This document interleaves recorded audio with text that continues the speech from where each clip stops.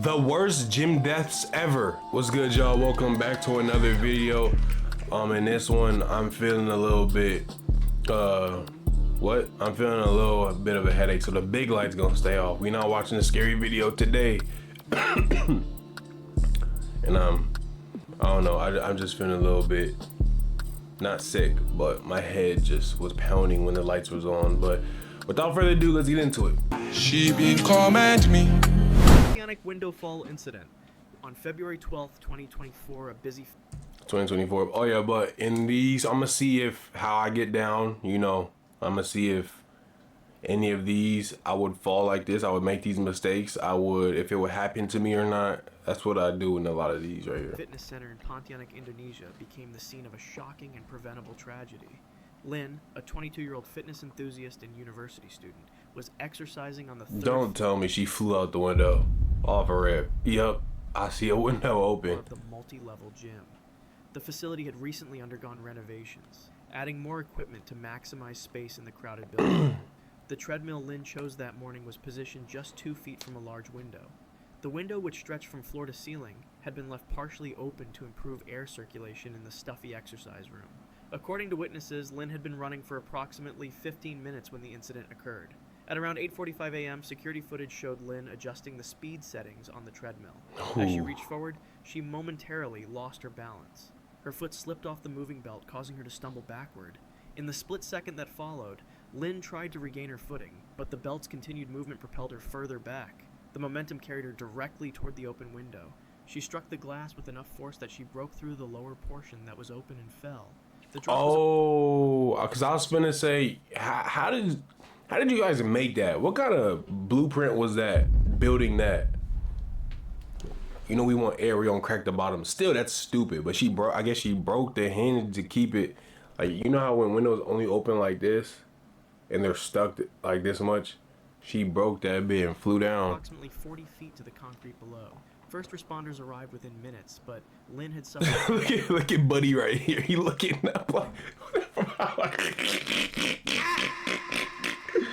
Oh shit! Where the fuck she come from? Catastrophic injuries from the impact. Thought she came off a plane. Fractured in multiple places, and internal bleeding was severe. Despite emergency medical efforts, Lynn was pronounced dead at the scene at 9:17 a.m. Video of the accident captured by gym security cameras spread rapidly across social media. The footage prompted immediate calls for safety regulations requiring proper spacing between exercise equipment and architectural hazards. LA Fitness treadmill. Actually, you can unplug a treadmill and move it. I don't know why they put the treadmill right there. Incident. On July 21st, 2023, a routine workout at an LA Fitness gym in California ended in tragedy. Rosario, a 36-year-old mother of two, arrived at the facility shortly after 6 o'clock p.m. She had been a member for 3 years and regularly used the cardio equipment after work. Security footage showed Rosario selecting a treadmill in the center of the gym floor. She placed her water bottle in the holder and began a brisk walk that gradually increased to a jog. For nearly 20 minutes, her workout proceeded normally as other gym members exercised nearby. At approximately 6:28 p.m., Rosario appeared to reach for the speed controls on the treadmill console. According to the incident report, she was attempting to reduce the machine's speed when the accident occurred. As she leaned forward to adjust the settings, she missed a step in her running rhythm. The moving belt continued at its programmed pace while Rosario momentarily lost her footing. She stumbled, first falling to her knees on the belt. The treadmill's momentum then propelled her forward. Witnesses described a sudden violent movement as Rosario's head struck the front metal portion of the treadmill frame. The impact caused immediate unconsciousness. 2 gym employees rushed to her aid, while another called emergency services. Paramedics arrived within 7 minutes. This was a mom, y'all. Rosario unresponsive with severe head trauma. They detected a weak pulse and transported her to Cedars-Sinai Medical Center. Cedars? Medical scans revealed extensive cranial bleeding and significant brain swelling. It gotta be serious. Despite emergency surgery to relieve pressure, Rosario never regained consciousness. She was pronounced dead at 3:14 a.m. the following morning. Jeez. This probably it's probably the only one I feel like out of all of these that could probably happen to me.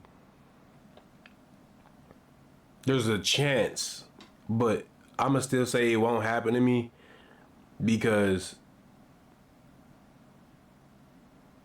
if I were to fall, I would just make myself, before I hit the treadmill, I'd make myself turn and then kind of like reach my arm and like kind of like float kind of. The medical examiner I'm later not going determined out the like cause of that. death to be traumatic brain injury resulting from blunt force trauma. Gurugram I'm just is a not. dispute incident. On March 17, 2018, a high-end fitness center in Gurugram, India became the scene of a fatal workplace altercation. Sharma, a 29-year-old personal trainer, had been employed at the facility for just over 2 years. Colleagues described him as ambitious and protective of his client relationships. The incident began at approximately 2:15 p.m. on the ground floor of the multi-level gym. According to witnesses, Sharma confronted 2 other trainers regarding a dispute over a wealthy client. The client had recently switched to working with another trainer, resulting in a significant commission loss for Sharma. Hey, this be going on. The gym I'm at, it's a private gym, and you need a personal trainer, and the people get trained by a personal trainer, and they're like, it's been a month. I don't like you or the workout you make me do. I'm moving to somebody else. And you go to somebody else at that gym, but that's your trainer's coworker technically, and then it be friction and all type of stuff like that. As a heated verbal exchange quickly escalated. Security footage showed Sharma gesturing aggressively as the argument intensified. The gym's layout featured an open atrium design with the ground floor overlooking the basement training area 16 feet below. A glass barrier surrounded most of the atrium, but left openings near the stairwell. At 2:23 p.m., as the confrontation reached its peak, Sharma backed toward one of these openings. Witness statements conflict on whether he was pushed or lost his balance during the argument. Regardless, he fell backward through the opening and plummeted to the concrete floor of the basement level. Dang! Nah, I thought it was stairs behind that. No, that's stupid. That's not fire. I'm tripping. I thought it was all of this going down were stairs like this. Like if you could draw like how these stairs are right here, I thought this, make it fatter, like this long, and then put it up here, going all the way down. You walk up and you have to turn and go up here. Look, you know what I'm talking about. Look, I thought it was stairs going all the way down. Niggas just left the opening in the... The impact was severe. Sharma landed directly on his head and upper back. Staff members rushed to his aid while the gym manager called emergency services. First responders arrived within 12 minutes, but found Sharma with no vital signs. The medical report documented multiple skull fractures, cranium, spine damage, and extensive internal bleeding. Despite CPR attempts, Sharma was pronounced dead at the scene at 2:47 p.m. Police investigation later classified the death as accidental, finding insufficient evidence. Hell no, he did it. From intentional action by the other trainers. Norwich Smith machine accident on January 9th. Another one that I'm thinking of.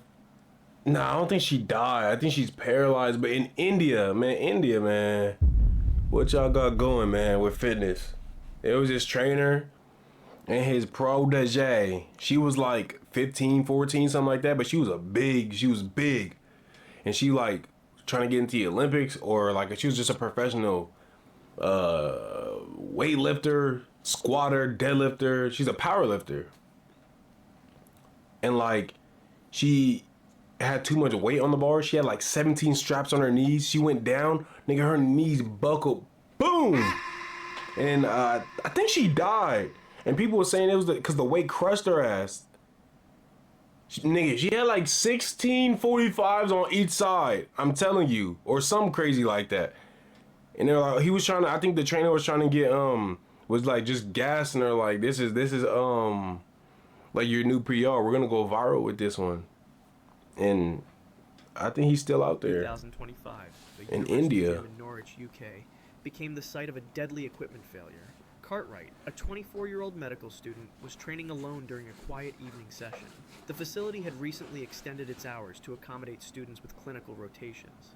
Cartwright selected a Smith machine, a guided barbell system designed to allow safer solo lifting. Security footage showed him setting up for squats at approximately 9:40 p.m. The machine featured adjustable safety stops that could prevent the bar from descending below a certain point. However, investigation would later reveal these stops had not been properly engaged. In an unusual modification to his workout, Cartwright positioned an aerobic step platform beneath him to increase his range of motion. This equipment was not designed for use with the Smith machine and created an unstable lifting surface. He slipped. Prohibited such that shit slipped, huh? In front of him? No staff member was present to intervene. At 9:47 p.m., Cartwright began his exercise with 220 pounds loaded on the bar. During his third repetition, his foot placement on the aerobic step shifted. As he descended into the squat position, the platform tilted slightly. Woo. Cartwright lost balance and fell backward.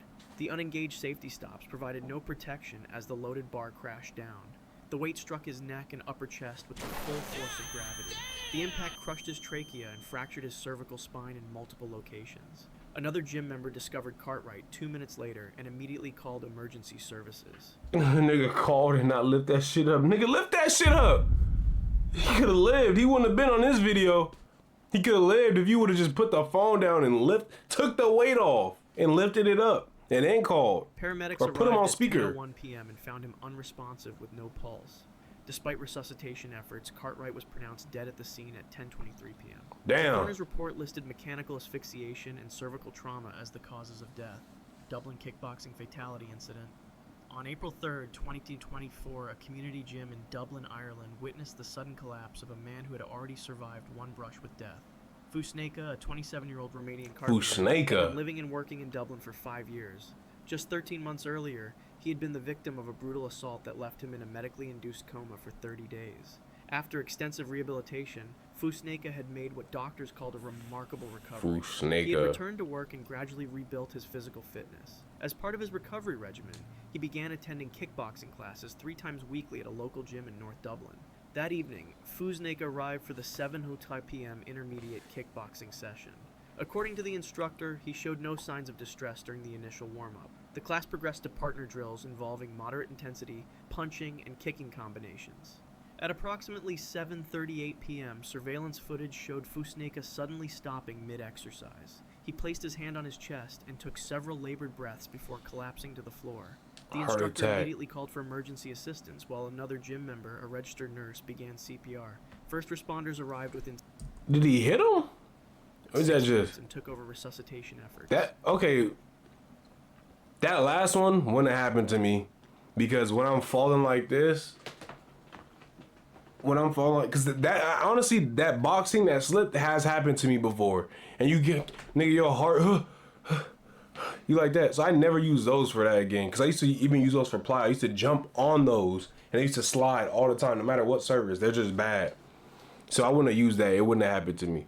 And if it landed on my neck, I would just do a neck up. Push that shit up with my neck. I'm not going out like that. Especially at no fucking house gym. They administered defibrillation 4 times, but detected no cardiac response.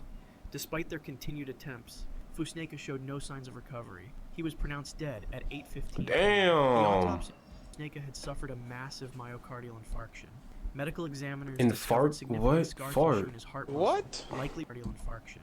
Medical examiners discovered significant scar tissue in his heart muscle, likely resulting from the trauma sustained during his previous injury. The physical exertion of the kickboxing class had triggered a catastrophic cardiac event in his already compromised heart. Wait, they kicked him in the chest? Class had triggered a stain during his previous injury. The physical exertion of the kickboxing class had triggered a catastrophic cardiac event in his already compromised physical heart. exertion. Fusneka had survived a brutal attack only to have his life claimed during a routine exercise session. Sporium fire incident. I ain't going out like that because I wouldn't have been in that situation in the first place. The first guy who tried to stab me, run up on me, I got a big bullet. Somehow, someway, you getting shot, buddy. You're not touching me. Don't come close. December 21st, 2007, so I wouldn't have scar tissue. The multi-purpose fitness complex in Jaekyong, South Korea, became the site of one of the country's deadliest building fires. The Sporium housed a gymnasium, golf practice facility, public sauna, and several restaurants across its 8 floors. That afternoon, the building was occupied by approximately 60 people, many visiting the sauna to escape the winter cold. At 3:53 p.m., security cameras captured the first signs of smoke rising from the first-floor parking garage. Investigation determined that faulty electrical wiring had ignited a vehicle's fuel tank. Within minutes, the flames spread to adjacent cars, creating intense heat and thick toxic smoke. The building's sprinkler system activated but proved inadequate against the rapidly spreading fire. By 4:07 p.m., black smoke had begun filling the stairwells and elevator shafts. These vertical passages acted as chimneys, carrying the smoke upward throughout the structure. On the second floor, 29 people were using the gender-separated sauna facilities. Many were resting or sleeping in the heated rooms when the smoke began seeping under the doors. The fire alarm sounded, but several crucial emergency exits were blocked by illegally parked maintenance equipment. As visibility diminished to less than 3 feet, panic set in. Those in the women's sauna found themselves trapped as the single exit door became Oh impassable my due to the God! Firefighters arrived at 4:12 p.m. but Could you imagine being in a sauna in the heat, sweating, you like this? It's dark in saunas too, y'all. It's dark in the sauna. You're sitting there like this, and then black smoke coming. You can't see 3 feet in front of you. That's like my wings. No, that's not my wings, man. I'm tripping. That's like one arm. This is 3 feet. No, maybe less. This is less than 3 feet. But like 3 feet, you can't see.